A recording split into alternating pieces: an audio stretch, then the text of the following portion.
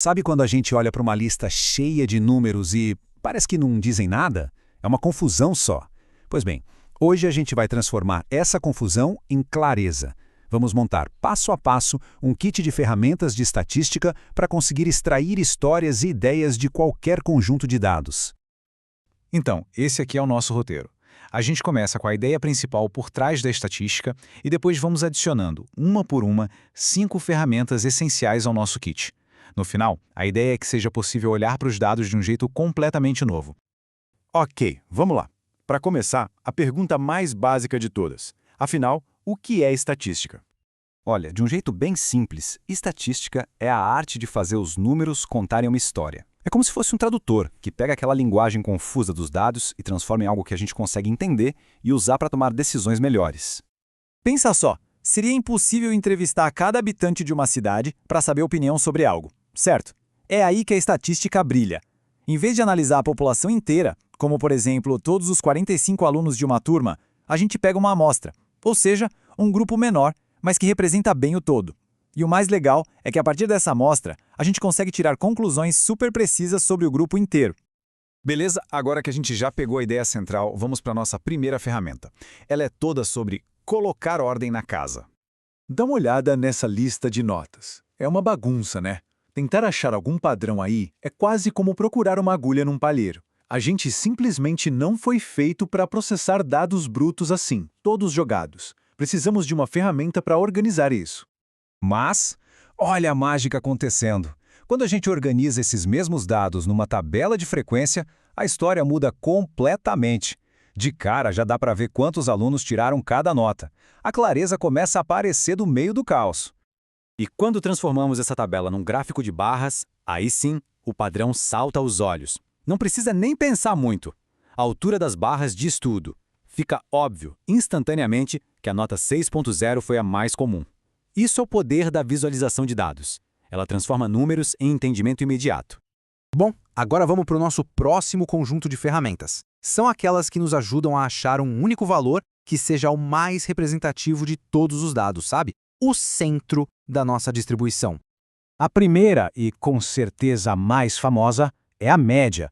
É aquilo que a gente aprendeu na escola mesmo, o famoso valor médio de um conjunto de números. Soma tudo e divide pela quantidade. Depois temos a mediana.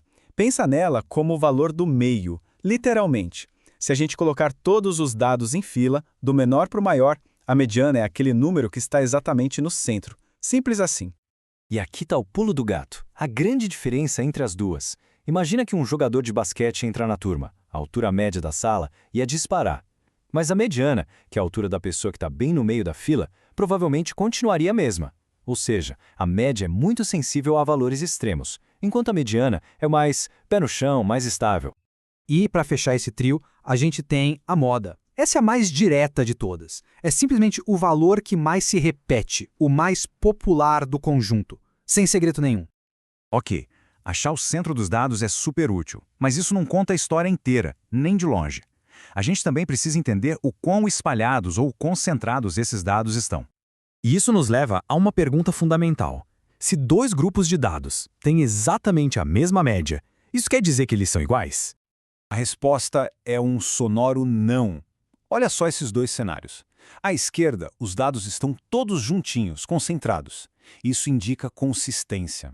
Pensa nas notas de uma turma onde todo mundo tirou notas parecidas. Já à direita, os dados estão bem espalhados, mostrando muita variação. Os dois grupos podem ter a mesma média, mas contam histórias completamente diferentes. Então, como é que a gente mede esse espalhamento? Com uma ferramenta chamada desvio padrão. Pensa nele como se fosse uma régua, que mede a distância típica de cada dado até a média do grupo. É um número só que nos diz se os dados estão mais grudadinhos ou mais espalhados.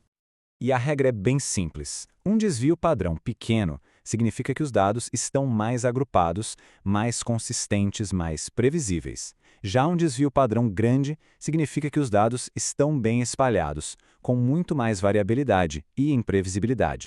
Muito bem. Agora vamos dar um passo para trás e ver como todas essas ferramentas que a gente viu se encaixam, formando um processo completo para entender os dados. E aqui está o nosso fluxo de trabalho. A gente começa com aquela bagunça de dados brutos. Depois, organiza tudo para ter clareza. Em seguida, encontre o centro para entender o valor típico. E, por fim, mede o espalhamento para entender a variabilidade. É um roteiro poderoso para transformar números em conhecimento de verdade. No fim das contas, todo esse processo se resume a uma coisa só: extrair informação de verdade dos dados. É pegar números soltos e transformá-los em um entendimento real sobre as situações que eles representam. E isso nos deixa com uma reflexão. Com esse kit de ferramentas em mãos, que histórias escondidas estão aí esperando para serem descobertas nos dados que nos cercam no dia a dia? Seja nas finanças, na saúde, nos hobbies, a aventura da análise de dados está só começando.